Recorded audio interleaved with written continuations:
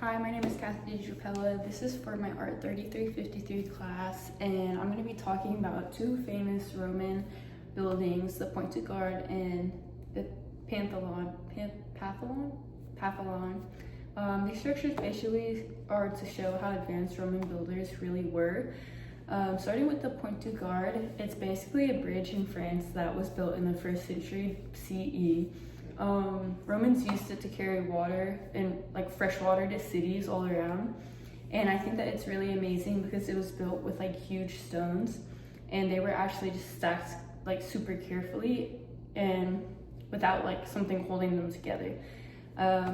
So 3 facts about this is it actually is 160 feet tall with 3 levels of arches, and it carries water almost 30 miles out to the city of Nimes. And then the best part is that it's still standing almost 2,000 years later, which really just kind of shows how impressive this was to even be built and then still be around basically for that long.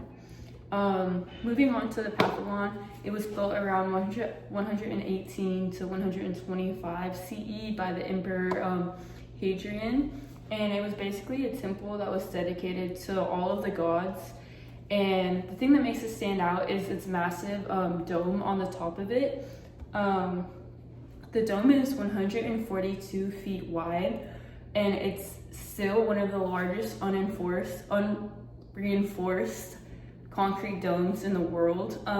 There's also an opening at the top of it that is kind of like an oculus, and it brings in light and air. It inspired many buildings like Renaissance churches and even a lot of government buildings to this day.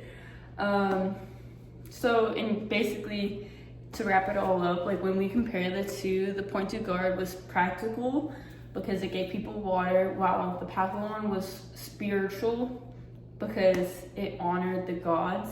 And both buildings really just do show how Romans could mix function along with beauty. And they built them so well that we're still literally learning about it to this day. Thank you for listening.